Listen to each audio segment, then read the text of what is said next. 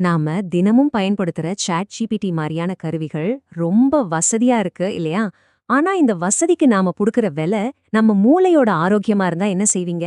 ஒருவேளை இந்த டெக்னாலஜி நம்மளோட சிந்தனை திறனையே கொஞ்சம் கொஞ்சமா அரிச்சிட்டு இருந்தா? இது ஏதோ சும்மா ஒரு கற்பனை கேள்வி கிடையாது.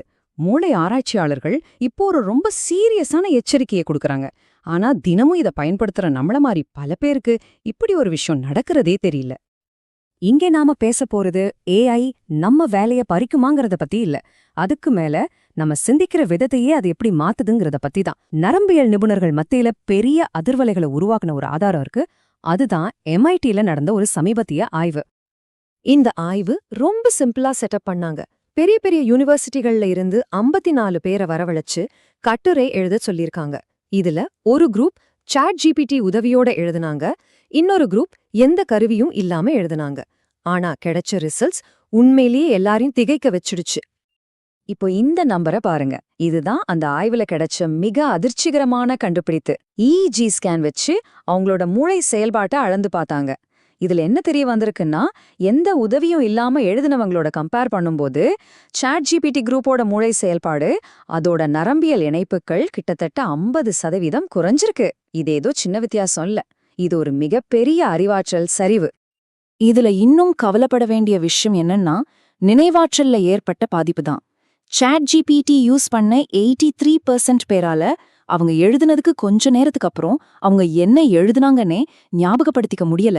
யோசிச்சு பாருங்க, அந்த வேலையில அவங்க மனது லெவல்ல எவ்ளோ தூரம் விலகி இருந்திருக்காங்கன்னு. அவங்க மூளை ஒரு மாதிரி லோகியர் மோடுக்கு போயிடுச்சு. அந்த கருவியை எடுத்துட்ட பிறகும் கூட மூளை அதே மந்த நிலையிலேயே இருந்திருக்கு. சரி, இந்த ஆய்வு முடிவுகளுக்கு பின்னால இருக்கிற அறிவியல் என்னன்னு பார்க்கலாம். இது அறிவாற்றல் சுமை அப்படிங்கிற ஒரு கான்செப்ட்ல இருந்து தொடங்குது. சொல்லப்போனா இதுதான் இந்த முழு பிரச்சனைக்கும் மைய புள்ளி. ரொம்ப சிம்பிளா சொல்லணும்னா, அறிவாற்றல் சுமைங்கிறது ஒரு வேலைய முடிக்க உங்க மூளை எவ்ளோ கஷ்டப்படுது, எவ்ளோ முயற்சி எடுக்குதுங்கிறது தான். ஒரு கஷ்டமான கணக்க போடும்போது அறிவாற்றல் சுமை ரொம்ப அதிகமா இருக்கும். அதே சமயம் உங்களுக்கு பிடிச்ச பாட்டை பாடும்போது ரொம்ப கம்மியா இருக்கும். இந்த உதாரண விஷயத்த ரொம்ப தெளிவா விளக்குது. நம்ம மூளையும் ஒரு தசை மாதிரி தாங்க. நாம தொடர்ந்து சுலபமான வழிய, அதாவது குறைஞ்ச அறிவாற்றல் சுமை இருக்கிற வழியை தேர்ந்தெடுக்கும் போது மூளைக்கு தேவையான பயிற்சியை நம்ம கொடுக்கறதே இல்ல. போக போக அது பலவீனமாயிடும். இதுக்கு பேரு தான் நியூரோபிளாஸ்டிசிட்டி. நம்ம மூளை ரொம்பவே திறமையானது. ஒரு வேலை அது செய்ய தேவையில்லைன்னு அதுக்கு தெரிஞ்சிடுச்சுன்னா, அந்த திறனுக்கான நரம்பியல் பாதைகளை மெதுவா கட் பண்ண ஆரம்பிச்சிடும். அந்த இணைப்புகளை பராமரிக்கிறத நிறுத்திடும். இதுதான் நாம சந்திக்க போற மிக தீவிரமான நீண்ட கால ஆபத்துக்கு வழிவகுக்குது. இதுதான் உண்மையான அபாயமணி. பல ஆய்வுகள் என்ன சொல்லுதுன்னா, வாழ்நாள் முழுக்க புதுசு புதுசா கத்துக்கிறதும் உயர்கல்வி படிக்கிறதும் அல்சைமர் நோய் வர்றது தள்ளி போடுதான். அப்போ நம்ம தொடர்ந்து நம்மளோட அறிவாற்றல் சுமைய குறைச்சுக்கிட்டே இருந்தா நம்ம மூல ஆரோக்கியத்துல நீண்ட காலத்துல என்னென்ன பாதிப்புகள் வரும்? இத நாம ஒவ்வொருத்தரும் ரொம்ப ஆழமா யோசிக்க வேண்டிய ஒரு கேள்வி. இங்க நாம ஒரு விஷயத்த தெளிவா புரிஞ்சுக்கணும். ஆபத்து அந்த கருவுல இல்ல, நாம அதை எப்படி பயன்படுத்துறோங்கிறதுல தான் இருக்கு. நாம ஏஐய நம்ம சிந்தனைக்கு ஒரு உதவியாளரா பயன்படுத்த போறோமா, இல்ல நம்ம சிந்தனைக்கே ஒரு மாற்றா பயன்படுத்த போறோமா? இந்த ஒப்பீட பாருங்க, உங்களுக்கே புரியும். நீங்க ஏஐ கூட ஒரு பார்ட்னர் மாதிரி பேசுறீங்களா? கேள்விகள் கேட்டு இன்னும் ஆழமா புரிஞ்சுக்க முயற்சி பண்றீங்களா? இல்ல அது குடுக்கறத அப்படியே ஏத்துக்கிட்டு உங்க சிந்தனைய அதுகிட்ட ஒப்படைக்கிறீங்களா? முதல் வழி உங்க மூளைய பலப்படுத்தும், 2வது வழி அத பலவீனப்படுத்தும். அப்போ இதிலிருந்து நாம என்ன தெரிஞ்சுக்கணும்னா, இந்த ஆபத்துகளை குறைக்க சில தெளிவான வழிகள் இருக்கு.